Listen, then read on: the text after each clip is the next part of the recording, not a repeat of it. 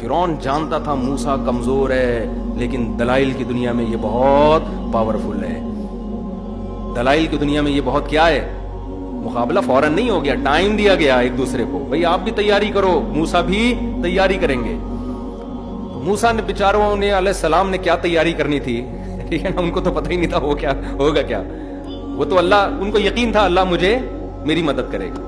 دونوں کام ایک ساتھ نہیں کیے، پہلے فل تیاری کی ہے، فل سارے جہاں تک اکٹھے کر سکتا تھا ساری دنیا کو اس نے بلا لیا. ثم اتا، اس کے بعد میدان میں اترا ہے فرعون.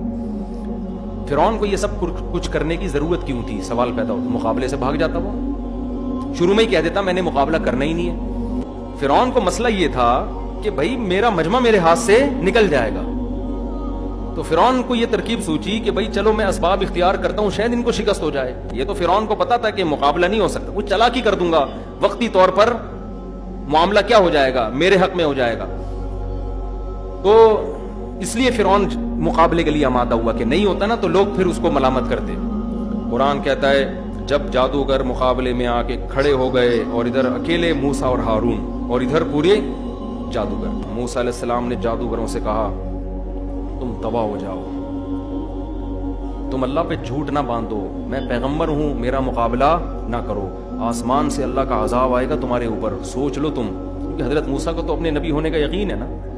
حضرت موسیٰ یہ سوچ رہے تھے اگر انہوں نے مجھے کوئی نقصان پہنچا بھی دیا جادو کے زور سے تو مجھے تو دنیا دار الاسباب ہے، میں بشر ہوں، انسان ہوں، لیکن ان کی بھی پھر خیر نہیں ہے.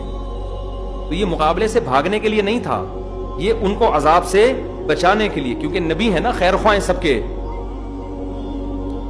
کے خیر خواہ. تو موسیٰ علیہ السلام نے ان سے کہا وقد خاب من افترا، اور حضرت موسیٰ نے کہا دیکھو جو اللہ پہ جھوٹ باندھے گا وہ تباہ ہو برباد ہو گیا. تم اگر میری نبوت کا انکار کرو گے تو یہ اللہ پہ جھوٹ ہے. اب جادوگر ڈر گئے، آپس میں ان کا تھوڑا سا تنازع ہو گیا. جھگڑا نہیں ہوتا، جیسے دو چار نے کہا نہیں بھائی نہیں لڑو یار، پیغمبر اگر واقعی یہ سچی مچی کے پیغمبر ہوئے ہماری تو ایسی کی تیسی ہو جائے گی. دوسرے نے کہا نہیں بھائی لڑنا چاہیے. تیسرے نے کہا تنازعوا امرهم، آپس میں کیا ہو گیا، اختلاف. اور لیکن پھر کیا ہوا، وہ اثر نجوا، اور چپکے چپکے سرگوشیاں کرنے لگے تاکہ فرعون کو کان میں آواز نہ چلی جائے. کیونکہ فرعون بولے گا کہ کمبختو تمہاری ابھی سے کانپیں ٹانگ رہی ہیں اور تم تو لڑو گے کیا، تم تو آپس میں ہی ابھی اتحاد نہیں ہے تمہارے اندر تو خود کانفیڈنس ہی نہیں ہے، تو تم لڑو گے کیا، تم تو مجھے مرواؤ گے.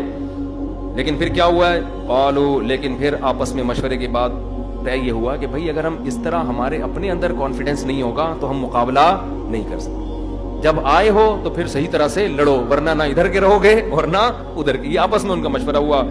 پھر کیا کہنے لگے، ان ھذان لساحران، بالاتفاق سب نے فیصلہ کیا اور کہنے لگے ان ھذان لساحران، یہ دونوں پکے جادوگر ہیں، ان کو پیغمبر سمجھنے کی بالکل بھی ضرورت نہیں ہے، شک دل سے نکال دو. معاذ اللہ جھوٹے ہیں، جادوگر ہیں، اپنے جادو کے زور سے تمہیں مصر سے نکال دیں. تو آج قومی اتحاد کا بہترین موقع ہے. ہم مصر کے رہنے والے ایک قوم کے لوگ ہیں، ایسے دہشت گردوں کو اپنے ملک سے ہم کیا کریں گے، نکال دیں. اور یہ تمہارا جو ایک پرانا طریقہ باپ دادا کا چلا آتا ہے نا، اس دین کو بھی کیا کرنا چاہتے ہیں، تمہاری روایات تبدیل کرنا چاہتے ہیں. فَأَجْمِعُوا كَيْدَكُمْ، لہذا اپنی تدبیر کو جمع کرو. یہ جو اکائیاں آ رہی ہیں نا سامنے، اس کی رائے وہ، اس کی رائے وہ، نہ سب کی رائے ایک جیسی، اور سب نے مل کے وار کرنا ہے.